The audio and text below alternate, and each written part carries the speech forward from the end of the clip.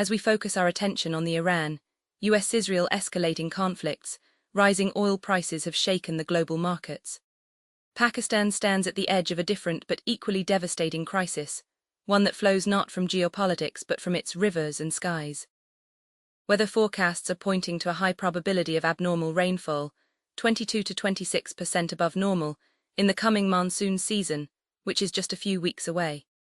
This means we are potentially going to face heavy floods in 2026 once again. This highlights the specter of a double crisis in the country this year: economic stress from war and devastation from extreme weather events in July-August.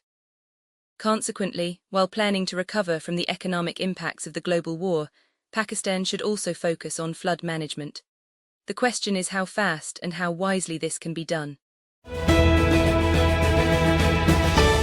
The US military said it would begin a blockade of all Iranian ports on Monday, after talks between the warring sides in Pakistan failed to produce an agreement, with President Donald Trump blaming the Islamic Republic's refusal to abandon its nuclear ambitions.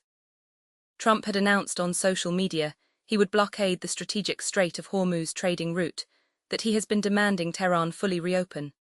After his vice president, J.D. Vance left negotiations with an Iranian delegation in Islamabad on Sunday. Rawalpindi, Minister for Railways Hanif Abbasi on Sunday, inaugurated an upgraded safari train in Rawalpindi, highlighting major reforms and tourism-focused rail services. Addressing the inaugural ceremony at the Rawalpindi railway station, the minister said comprehensive measures were being taken to modernize the railways, with positive outcomes already becoming visible.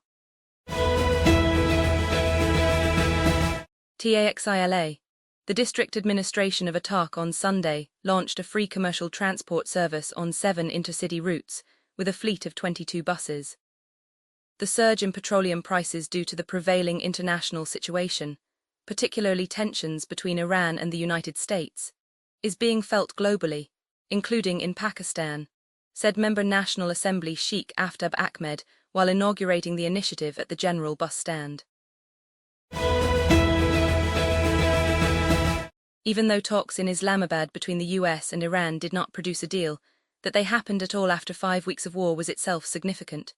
There was no breakthrough but also no breakdown.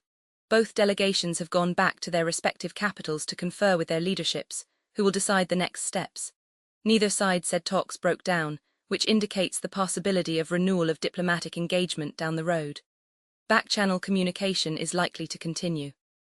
A fragile ceasefire is still in place and can of course be extended. For Pakistan, it has been a high point in its diplomacy. Playing an unprecedented role as an intermediary between Tehran and Washington, Pakistan's top military and civilian leadership helped to bring about a ceasefire in a war that was on the brink of entering its most dangerous phase. That role signified Pakistan's geopolitical importance. Its diplomatic efforts to avert a protracted, wider conflict established the country as a middle power capable of shaping global geopolitics. It confirmed a new reality in global affairs, that the world has moved into an era of multipolarity in which middle powers not only wield increasing influence, but can play a key role in war and peace. The war between the US-Israel and Iran catapulted a regional conflict into a systemic shock within an already fragile global economy, causing a dangerous rupture in the world's climate trajectory. What made the moment uniquely perilous was not only the scale of military confrontation, but the fact that it was occurring at a time when scientists have repeatedly warned that the window to keep global warming within 1.5 degrees Celsius is rapidly closing effectively by 2030. Energy lies at the heart of the economic fallout.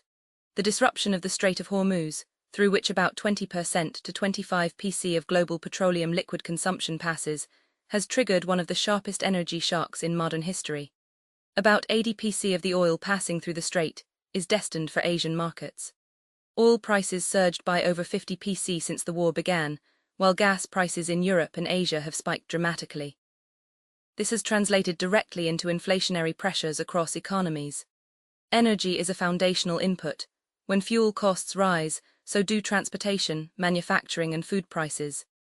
Indeed, oil and gas prices can account for up to 50% of food price variability globally, illustrating how deeply energy shocks penetrate everyday life. What next? Will the two-week truce help? How will the oil market behave in the days and weeks ahead? Billion-dollar questions with few concrete answers. Some indications, though, can be looked into.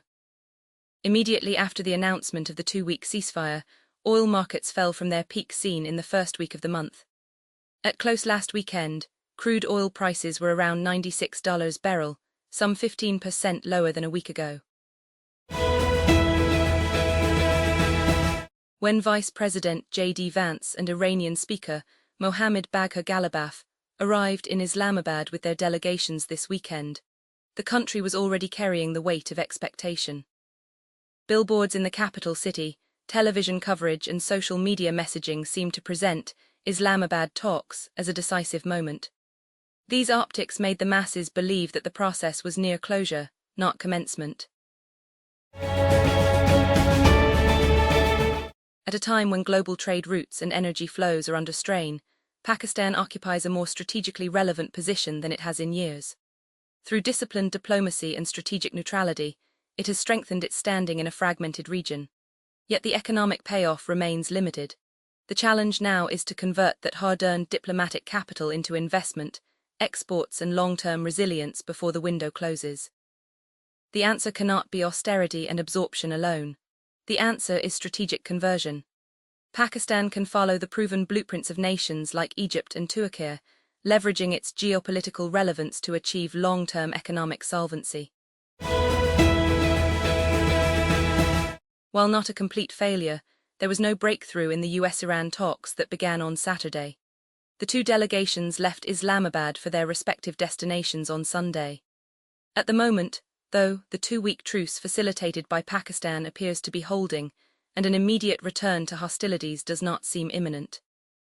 After 40 days of war, sparked by the US-Israeli aggression against Iran, even this minimal progress must be appreciated.